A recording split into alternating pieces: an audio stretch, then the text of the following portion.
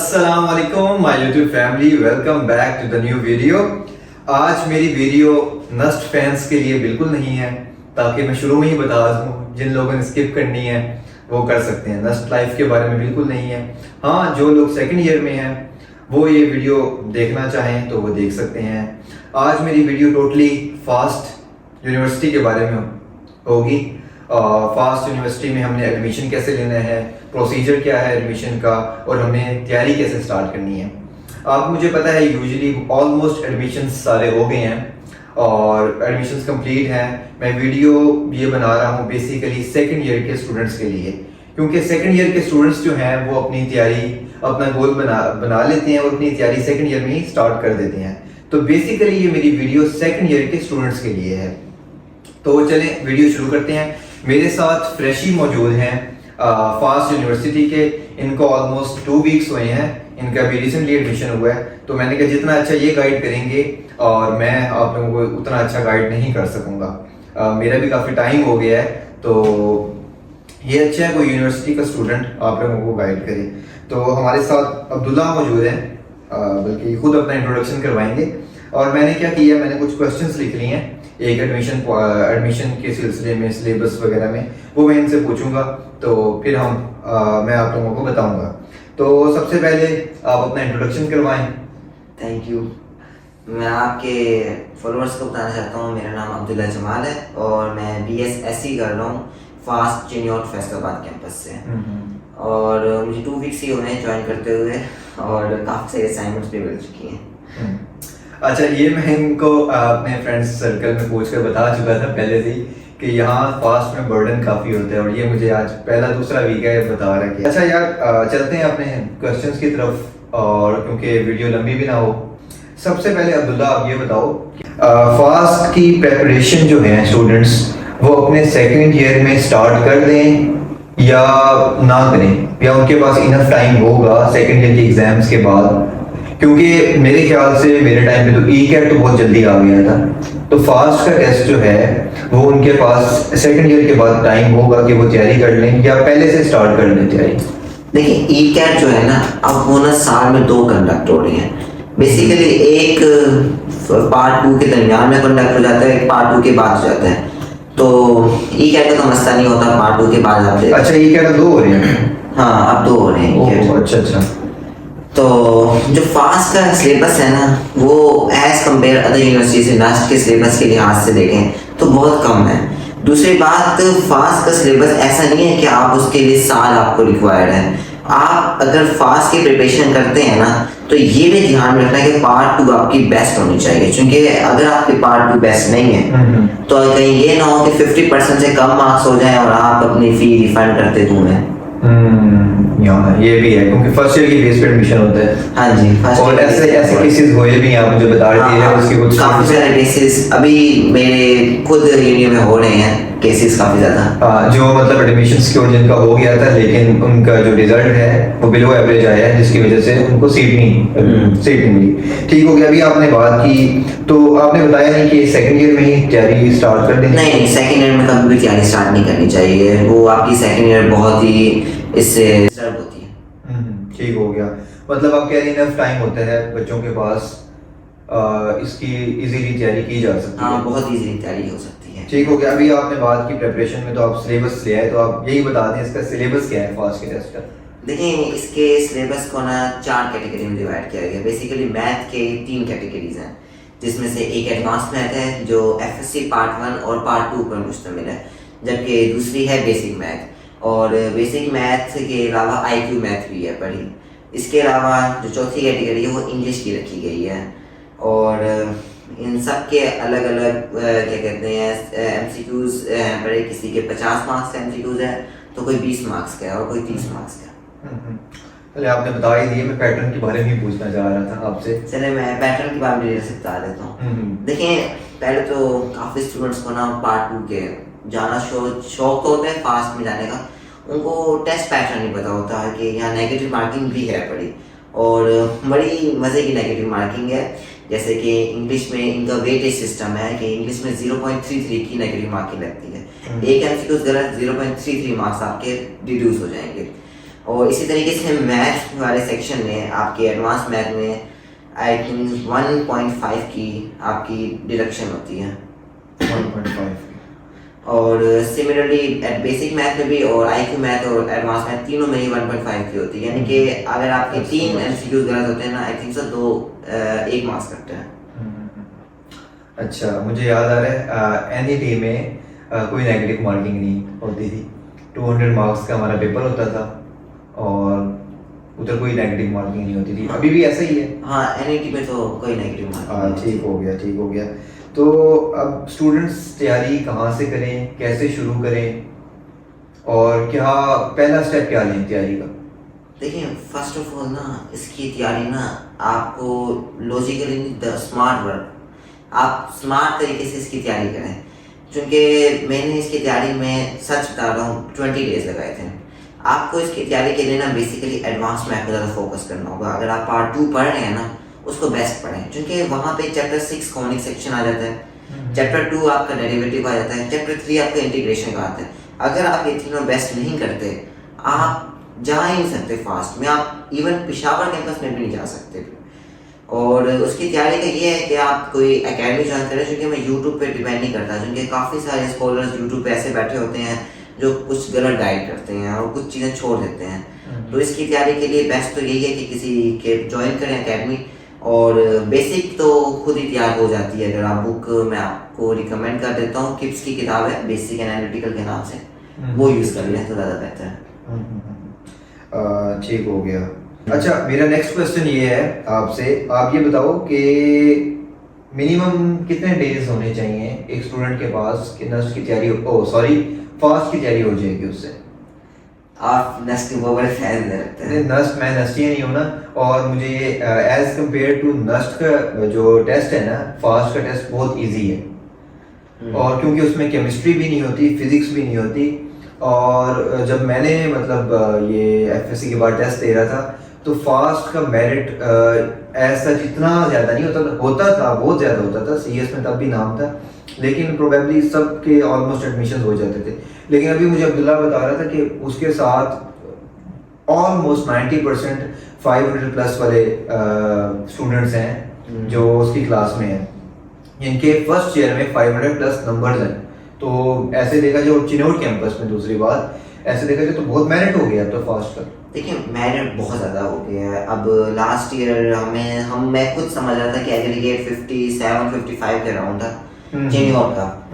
अब वो एग्रीगेट 67 पे जाके रुका था, तो वो एग्रीगेट तो बहुत ही हाई हो गया। हम अब पिछले ईयर से नहीं अंदाजा लगा सकते कि एग्रीगेट किस किस्म का होगा अगले ईयर का। बिल्कुल ऐसे ही है। दूसरा ये कि मेरी क्लास में मैं ये इसलिए बता रहा हूँ कि आप बिलीव ना करें कि आपके एफएससी पार्ट 1 या पार्ट 2 में अच्छे मार्क्स हैं आप इजीली हो जाएगा। मेरी क्लास में किसी के 520 मार्क्स नहीं है पार्ट 1 में, और किसी के 521 भी हैं, लेकिन हम कह रहे हैं कि फिर 66-65 होने, जबकि यहाँ पे तो इजीली 75 पे अप्रोच कर दिया जाता है। तो आपको अपने आप में ओवर कॉन्फिडेंस होने की जरूरत नहीं है, तैयारी कंप्लीट करनी है। अच्छा, इसमें एक चीज़ मैं ये ऐड कर दूं कि इसमें ये होता है कि स्टूडेंट्स ने ना ईकेट भी दिया होता है, बाकी यूनिवर्सिटीज़ के टेस्ट भी वो दे रहा होता है। तो फास्ट के टेस्ट में ऐसा होता है कि थोड़ी सी ना शार्प माइंड और ना थोड़ा सा कह दो आपको स्मार्ट वर्क करना पड़ता है, क्योंकि आप अच्छा सिक्योर कर सकते हो। कैसे? क्योंकि इसमें ना केमिस्ट्री होती है ना फिजिक्स होती है, बस आपने ज़्यादा फोकस करना है एडवांस मैथ में। बेसिक मैथ जो है वो आप यूट्यूब से देख लो, कोई एक जैसे बुक बताई इसने, और जो आईक्यू होता है वो आप नॉर्मली हमारे पास क्वेश्चंस आ जाते हैं ऑनलाइन, आप इसकी प्रैक्टिस जितनी करोगे ना ये सारे पार्ट इंग्लिश भी कवर हो जाती है। फोकस जो है एडवांस मैथ में आपने अच्छा रखना है, आप अच्छा रखेंगे तो अच्छा सिक्योर कर सकते हैं। क्योंकि कई दफ़ा स्टूडेंट्स ओवर कॉन्फिडेंस में आ जाते हैं, चलो किसी यूनिवर्सिटी में नहीं हो फास्ट में हो जाएगा, लेकिन फास्ट में भी अब ऐसा नहीं है, फास्ट का मेरिट बहुत ज़्यादा हो गया है। और ओवरऑल अब मैं ये देख रहा हूँ पब्लिक यूनिवर्सिटीज़ में भी अब ऐसा है कि लोग ना शिफ्ट हो रहे हैं टोटली, मतलब सीएस की तरफ रुझान उनका बहुत ज़्यादा हो गया है, क्योंकि पहले ऐसा नहीं था। पहले सीएस इतना नहीं था, अब तो पब्लिक यूनिवर्सिटीज़ में अब्दुल्ला मैं आपको ये बताऊँ ये हाल है कि कॉल्स करके बुला रहे हैं, यार सीट्स खाली पड़ी हैं, एडमिशन नहीं है बच्चों के। मतलब अब इंजीनियरिंग में देखा जाए 60 तक अलाउ करते हैं गवर्नमेंट जो है, लेकिन अब स्टूडेंट्स ही नहीं आ रहे, बिल्कुल भी स्टूडेंट्स नहीं आ रहे। सीएस की तरफ काफ़ी जा रहे हैं। इसके बारे में मैं अभी से ऐड करता चलते हैं कि मैं ये देख रहा था, मैं इससे भी डिस्कस कर रहा था शुरू में जब ये एडमिशन ले रहा था कि आप सीएस में क्यों जाना चाह रहे हो, क्या तभी मेरा शौक है। अब मैंने 99% बच्चे वही देखे हैं भाई, देखा देखी भाई कैसे है, कोई गाइडलाइंस नहीं है, कैसे शौक है आपका, बस एक दोस्त ने अपने दोस्त को देखा भाई वो सीएस में जा रहा है, चलो ऑनलाइन वर्क हो रहा है तो ये हो जाएगा वो हो जाएगा। भाई आप अपना कोई आगे फ्यूचर या कोई गोल चूज कर रहे हो तो एक प्रॉपर गाइडेंस होनी चाहिए। पहले बहुत कम गाइडेंस होती है, अब तो काफ़ी हमारे पास चीज़ें हैं, हमें एक प्रॉपर गाइडेंस मिलनी चाहिए कि हम अपना जो एक डिसिप्लिन चूज़ कर रहे हैं वो किस लिहाज से हम चूज़ कर रहे हैं और कैसे चूज़ कर रहे हैं, इसके आगे हमने क्या करना है, क्या वाकई हमारा इंटरेस्ट है सीएस में, इस फील्ड में इंटरेस्ट है, हमने आगे फ्यूचर में क्या करना है या हमने आगे फर्दर स्पेशलाइजेशन किस में करनी है। तो ये काफ़ी चीज़ें ना देख के करनी चाहिए। बच्चा सीएस में चला जाता है, शुरू में कहता है कि यार ये आसान है, ये है वो है, तो आगे जाके वो ड्रॉप होता रहता है। ऐसे केसेस हुए हैं और बिल्कुल हुए हैं ऐसे केसेस। तो अब जो है बच्चा भी देखा देखी ऑनलाइन का दौर चल गया, चलो भाई अमेजोन में हो रहा है, ये हो रहा है तो हम सीएस में जाके ये कर लेंगे। ऐसा कुछ भी नहीं है, रियलिस्टिक सोचा करें, गाइडेंस लें, गाइडेंस उनसे लें जो सीनियर्स हैं उसी फील्ड के, और फिर अपना इंटरेस्ट देखें कहाँ पे है। ये देखा देखी इंटरेस्ट हाँ भाई कंप्यूटर में गेम खेल लिए कर लिए, चलो भी नहीं। पहली मेरे से आप मशवरा मांगिए, एडवाइस मांगिए, मैं देखूँगा फर्स्ट जो है ना, आप सबसे पहला फोकस आपने रखना है आपका इंटरेस्ट कहाँ पे है और वाकई इंटरेस्ट हो वहाँ पे, ऐसे ही है ना। अब आ जाती है बात ना कैंपस की। जब हम एनआईटी में अप्लाई करते थे ना, तब मुझे खुद भी नहीं समझ आती थी यार, कोई ईएमई कैंपस आ रहा होता था, कोई H12 कैंपस आ रहा होता था, कोई फलानी इंजीनियरिंग, अभी आपने भी फॉर्म आप मुझे बता रहे थे, आपने सबमिट किया, अभी कंफ्यूज हो रहे थे। तो वो तो चलो इस्लामाबाद में ही है, उसमें ही हम 2 ही कैंपस हैं, लेकिन उसमें भी हम डिफरेंट जो है ना डिसिप्लिन में कंफ्यूज हो रहे होते हैं कैंपस की प्रेफरेंस सिलेक्शन के वक्त। तो फास्ट में ऐसा कोई सीन नहीं था, लेकिन अब आके प्रेफरेंस सिलेक्शन बहुत ज़्यादा इंपॉर्टेंट है, बहुत ही ज़्यादा इंपॉर्टेंट है। वो क्यों इंपॉर्टेंट है वो ये अब्दुल्ला ही बताएगा, कि आप बताओगे। प्रेफरेंस सिलेक्शन ना आपको अपने माइंड से सेट करनी पड़ेगी। अगर आप लाहौर के रहायशी हैं तो आप पहली प्रेफरेंस लाहौर को ही देंगे ऑफ कोर्स, लेकिन सेकंड प्रेफरेंस मैं ये कभी नहीं कहूँगा कि आप इस्लामाबाद को दें, आप चिनियाट को दें, ज़्यादा बेहतर है, फिर आप इस्लामाबाद को दें। लेकिन अगर आप किसी और शहर के रहायशी हैं तो मेरी तो खुद ही एक प्रेफरेंस है कि आप पहली प्रेफरेंस चले इस्लामाबाद को दे दें। हर किसी का शौक होता है, मेरा भी शौक था। सेकंड प्रेफरेंस आपको लाजमी चिनियाट देनी चाहिए, क्योंकि इस्लामाबाद और लाहौर के एग्रीगेट में ज़्यादा फर्क नहीं होता। फर्स्ट कि आपका इस्लामाबाद में नहीं हुआ ना, आप श्योर नहीं हो कि आपका लाहौर में भी नहीं होने वाला। तो और रिसेंटली 2 इयर्स में तो हिस्ट्री बदल गई है कि लाहौर की जगह इस्लामाबाद का जो मेरिट पहले हाई होता था, अब वो लाहौर का होने लग गया है। तो एहतियात के साथ आप दूसरा प्रेफरेंस चिनियाट ही लें, फिर आप लाहौर बेशक ले लें, उसका कुछ नहीं होगा। लेकिन ये ज़रूरी है कि अगर मेरा भी एग्रीगेट सेम है और एक और लड़के का एग्रीगेट सेम है, लेकिन उसने पहले प्रेफरेंस में फैसलाबाद रखा, तो उसको पहले पिकअप किया जाएगा मेरी निस्बत ऑफ कोर्स। तो इसलिए मैं कहता हूँ कि ध्यान से हर चीज़ करनी चाहिए। अच्छा, यही मैं बात ऐड करना चाह रहा था। अब ये हम अटैच कर देंगे स्क्रीनशॉट्स ना, लेता रहा था ये, इसका लाहौर में भी हो गया था, इस्लामाबाद में भी हो गए थे, एससी में, ठीक है। और हर स्टूडेंट की ख्वाहिश होती है कि वो जो है मतलब लाहौर इस्लामाबाद जाए, तो वहाँ क्यों नहीं गया वो भी हम बताएंगे कि क्यों नहीं गया, वो खुद ही बताएगा बल्कि। तो प्रेफरेंस सिलेक्शन बहुत ज़्यादा इंपॉर्टेंट है। वो क्यों इंपॉर्टेंट है, जैसे इसने बात की कि अगर आप 2 स्टूडेंट्स का मेरिट सेम है और उसने जो है फैसलाबाद को थर्ड पे रखा हुआ है प्रेफरेंस में और लाहौर को फर्स्ट पे रखा हुआ है, तो उसको जो है वो फेवर नहीं दी जाएगी जिसने थर्ड पे रखा हुआ है, अगर मेरिट की बात की जाए। तो आप ये भी बता दो कि ये जो मैंने भी बात की है कि आपने फैसलाबाद ही क्यों चूज़ किया। अच्छा क्वेश्चन है। देखिए, Islamabad of course natural beauty के लिहाज से और बाकी भी कई चीज़ों के लिहाज से ना बहुत बेहतर है। या मैं कहूँगा पाकिस्तान के बाकी शहर अलग और इस्लामाबाद अलग होता है। तो ऑफ कोर्स हर किसी दिल करता है कि इस्लामाबाद जाए, लेकिन अगर आप देखें कि आप दूसरे रिहायशी हैं शहर के और फिर आपको हॉस्टल का बंदोबस्त करना भी डिफिकल्ट है, क्योंकि फास्ट का हॉस्टल सिर्फ पेशावर कैंपस में और चिनियाट कैंपस में है। बाकी कई सारे लोगों के क्यूरीज होते हैं कि यार चिनियाट कैंपस पता नहीं कैसा होगा, वहाँ कैसी फैकल्टी होगी, वहाँ पे इंफ्रास्ट्रक्चर तो हर हर कैंपस का बेहतरीन है, फास्ट होगा। लेकिन काफ़ी सारे लोगों के फैसिलिटीज़ के हवाले से भी क्वेश्चन होते हैं, तो मैं क्लियर कर दूँ, फास्ट की चिनियाट ने फैसिलिटी कमाल किया। आपको लगेगा ही नहीं कि आप चिनियाट या फैसलाबाद के दरमियान में खड़े हुए हैं, आपको महसूस नहीं होगा, आपको लगेगा जैसे आप ओपनली शहर में खड़े हुए हैं और ग्रीनरी बहुत ही लेवल की है। तो इसलिए मैंने चिनियाट चुना क्योंकि वहाँ पर हॉस्टल की फैसिलिटी भी थी बड़ी। बिल्कुल। अब ऐसे है ना कि अब इस्लामाबाद की बात करें तो हॉस्टल्स उनके इंटरनल नहीं है, वो ये होता है इस्लामाबाद के आसपास है, लेकिन इस्लामाबाद इट्सेल्फ एक्सपेंसिव है, एक सिटी है, ठीक है। और उधर मंथली अगर आपका लगाया जाए तो 35-40,000 आपका मंथली का एक्सपेंस है, सारा कुछ मिलाकर, अगर आप प्राइवेट रह रहे हैं कहीं पे। ठीक हो गया। लाहौर भी अब ऐसी है, साथ आसपास कहीं हॉस्टल देखने पड़ते हैं, और वो बड़ा बड़ा कोई मुश्किल हो जाता है प्राइवेट एक हॉस्टल में गुजारना ना। अब ये जो इंटरनल हॉस्टल होते हैं इसमें काफ़ी एज है, आपको एक एक फैसिलिटी मिल रही होती है, जनरेटर्स मिल रहे होते हैं, ना आपको इलेक्ट्रिसिटी का मसला, ना लोड शेडिंग का मसला, ना आपको कोई और मसला, आपको वाईफाई की अवेलेबिलिटी का भी कोई इशू नहीं है, ठीक है। और दूसरी सबसे अच्छी बात, आप कैंपस के अंदर हैं, ग्राउंड्स वगैरह जो भी एक्टिविटीज़ हैं आप रात को, दिन को, सुबह अपने दोस्तों के साथ मिलकर कर सकते हैं, सबसे जो अच्छी वजह ये है। और पेरेंट्स जो हैं शुरू में वो भी थोड़ा सा डर रहे होते हैं कि बच्चा प्राइवेट कैसे रहेगा, तो वो सबसे बेस्ट ऑप्शन है इंटरनल। अगर आपका जो हॉस्टल है ना वो सिर्फ चिनोट कैंपस में और पेशावर में, अगर कोई पेशावर जाना चाहे तो वहाँ भी जा सकता है वैसे। ठीक हो गया। नेक्स्ट क्वेश्चन मेरा ये है, आप ये बताओ कि Abdullah, marks, how many marks, कितने मार्क्स लेना ज़रूरी है कि उसको कंफर्म हो जाएगा स्टूडेंट को कि मेरा एडमिशन हो गया है? देखें अब तो सिस्टम ही अलग हो गया है, क्योंकि जितने मैंने मार्क्स लिए मुझे लगा मेरा तो हो गया। मेरे दोस्त तो मुझे कहते थे कि आप तो बैठे हुए हो, आपको क्या टेंशन है, हमारा तो आपसे भी कम है, हमारा होगा ही नहीं। लेकिन बहुत टफ था एग्रीगेट यहाँ पे। हाँ एग्रीगेट गिरा है, ऐसा नहीं गिरा, लेकिन आप अब अगले साल नहीं मैटर कर सकते कि पिछला एग्रीगेट जो है उतना ही होगा, क्योंकि अगले साल हमने सुना है कि इससे भी ज़्यादा हजूम आएगा फर्स्ट के अंदर।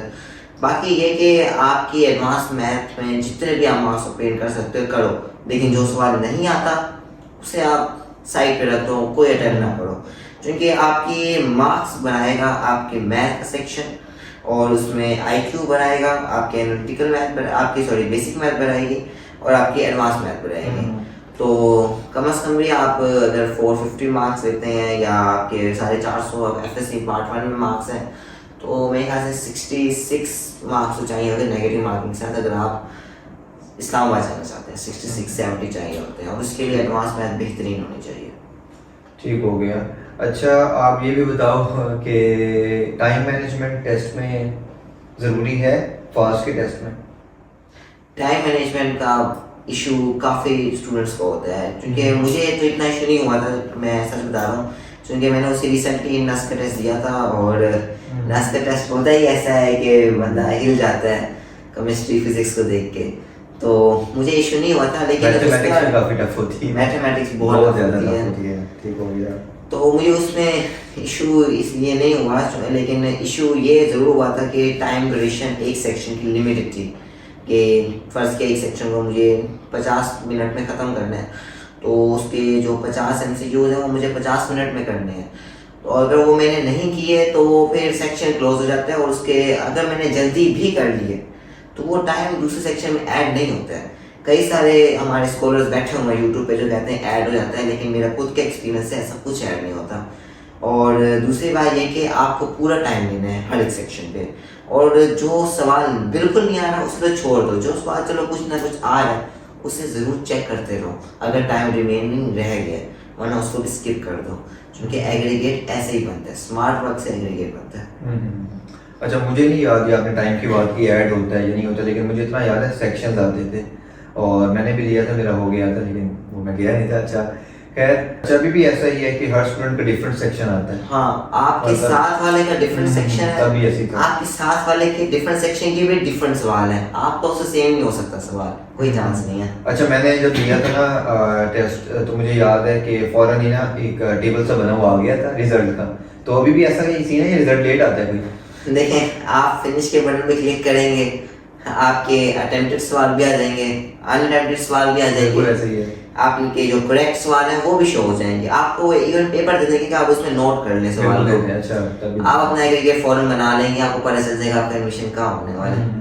अच्छा, वो एग्रीगेट बनाने का भी बड़ा मखसूस सा तरीका होता था। हाँ, वो बहुत ही कोई वहाँ कुछ सीनियर से तब हमें तो गाइड किया था, मुझे आता था बनाने, कोई आइडिया नहीं है। अगर आपकी कोई क्यूरी हुई कि इस तरह का, तो वो भी हम एक वीडियो बना देंगे उसके रिलेटेड भी। ठीक हो गया। अच्छा, अब रिजल्ट की बात हो गई। अच्छा, आपने नोट्स की भी बात की है, कुछ बेसिक मैथ की बुक बताई है, तो मैं ऐड करना चाहता हूँ कुछ। बिल्कुल। आईक्यू के हवाले से ना काफी स्टूडेंट्स ना घबराए होते हैं, मैं भी अपने टाइम पे बहुत घबराया हुआ था। आईक्यू को रिमेंबर कर लें, आईक्यू प्रैक्टिस होती है, आप जितनी प्रैक्टिस करेंगे आईक्यू की उतनी बेहतर होगी। दूसरी बात, आपको यूट्यूब पे, आपको इवन गूगल पे, वेबसाइट पे कई सारे क्वेश्चन मिल जाएंगे, आपको जिसकी प्रैक्टिस करनी है प्रैक्टिस करते रहो। ये ना कोई नए क्वेश्चन की ढूंढने में लग जाओ, बस उनको प्रैक्टिस करते रहो, बार बार प्रैक्टिस करते रहो। बिल्कुल ऐसे ही। 20-30 सवाल पकड़ लो, उनकी प्रैक्टिस करते रहो, आप देखो आपकी आईक्यू कमाल की बन जाएगी। बाकी बेसिक मैथ के लिए मैं रिकमेंड करूंगा, किट की किताब है बेसिक एंड एनालिटिकल मैथ के नाम से, वो किताब आपको रिकमेंड करता हूँ। वो किताब काफ़ी लेंथी और काफ़ी डिफिकल्ट है, लेकिन आपकी बेसिक मैथ कमाल की बना देगी। दूसरे एडवांस मैथ तो मैं कहूँगा अकेडमी ज्वाइन करो भाई, और एडवांस मैथ सीखो, वरना फिर आप रह हाँ, जाओगे। अकेडमी, ट्यूटर्स कुछ भी है, क्योंकि काफ़ी सारे स्टूडेंट्स जो एफएससी करके आते हैं उनको कॉनिक सेक्शन ही पढ़ाया जाता, बिल्कुल चैप्टर ऐसे ही 6 है। नहीं चैप्टर पढ़ाया 6 और जाता। उसी में से ज्यादा एमसीक्यूज आते हैं। हाँ। तब तो ऐसे होता था। अभी आपने प्रैक्टिस की बात की, तो हमारे सर कहा करते थे, practice makes a man perfect and women also. तो ये भी ऐड करते थे साथ में। ठीक हो गया। नोट्स की बात की कि कुछ है नोट्स हमारे पास या आपके पास? हाँ, मेरे पास है, क्या प्रोवाइड कर सकें? हाँ, मैं कर सकता तो हूँ। जो जिन स्टूडेंट्स को भी कोई नोट्स चाहिए, वो मेरे इंस्टाग्राम में आके मुझसे कांटेक्ट कर सकते हैं, या अपनी क्वेरीज ना कमेंट में कर दें, ऐड कर दें, किसी रिलेटेड भी। इसके बाद हैंड रिटन नोट भी हैं, बाकी भी सॉफ्ट फॉर्म्स में किप्स की बुक्स भी हैं। तो जो भी चाहिए, जो भी आप लोगों को चाहिए वो मैं आप लोगों को प्रोवाइड कर सकता हूँ। ठीक हो गया। और लास्टली ये चीज़ है कि कोई भी किसी किस्म की क्वेरी है आपकी इस वीडियो के रिलेटेड, या कोई और वीडियो जो आप चाह रहे हो कि मैं बनाऊं उस पर, तो आप ना नीचे कमेंट सेक्शन में ना अपनी क्वेरीज मुझे बता दें। तो इंशाल्लाह मैं कोशिश करूँगा मैं साथ साथ एक वीडियोस बनाता रहूँ। ठीक हो गया। अपनी क्वेरीज या आपको कोई और वीडियोस चाहिए हो, कैंपस लाइफ नस्ट की देखनी, फास्ट की देखनी है, तो उस पर भी हम वीडियो बना सकते हैं। और मतलब जिस किस्म की भी आपकी स्टूडेंट्स की क्वेरीज है ना, वो इंशाल्लाह हम ना नेक्स्ट वीडियो में ना उसके बारे में वीडियो बनाएंगे। ठीक हो गया। और नेक्स्ट वीडियो एक मैं चाह रहा हूँ कि हॉस्टल के बारे में भी बनाई जाए, क्योंकि वो बहुत ज़रूरी है। ठीक है, वो हम नेक्स्ट वीडियो में बनाएंगे। और अगर आपका कोई है लास्ट में आपने कुछ कहना है तो आप कह सकते हैं मेरी ऑडियंस से। देखिए, मैं तो ये मशवरा दूंगा पार्ट 2 के स्टूडेंट्स जो अभी आए हैं ना, उनके लिए ये एक भाइयों वाला मशवरा है। आप ना एनडीएस का टेस्ट ना हर महीने देते हैं, आपकी इम्प्रूवमेंट होगी, आप इम्प्रूवमेंट लाजमी होगी आपकी, ये तो मैं आपको लिख के देता हूँ, इम्प्रूवमेंट होगी। अगर आप देख लेते हैं आपका एग्रीगेट 83, 84, 85 बन जाता है, आप चिल मारे, आपका एडमिशन ऐसे ही हो गया, टेस्ट देने की जरूरत नहीं पड़ेगी, आप डायरेक्ट बैठे होंगे ऐसे। और बाकी टेंशन नहीं लेनी। और मैं एनटीएस में भी कह रहा हूँ कि उसमें ज़्यादा तैयारी नहीं करनी, जो आपको पढ़ा रहे हैं बस 7,000 पार्ट 2 करते रहें और उसका टेस्ट देते रहें हर महीने बस। एनटीएस का मेरे ख्याल से हर 2 मंथ्स बाद टेस्ट होता है। नहीं, हर महीने टेस्ट अच्छा, हर महीने बाद होता है। अच्छा, आपने एनटीएस की भी बात कर दी। मेरे ज़हन में आया कि फास्ट जो है मेरे ख्याल से एनटीएस भी एक्सेप्ट करता है, सैट भी करता है, और फास्ट का अपना टेस्ट तो यूजुअली होता है। फास्ट में फास्ट का टेस्ट ज़्यादा बेहतर है, तो एनटीएस देता रहे वो, क्योंकि फास्ट के टेस्ट के तौर पे आप अपने आप को पहचान सकोगे और आप अपना खुद कैलिबर बनाओगे, आप खुद डिसाइड करोगे मेरी क्या पोजीशन है नेगेटिव मार्किंग की वजह से, और आप अपने आप को इम्प्रूव भी कर पाओगे।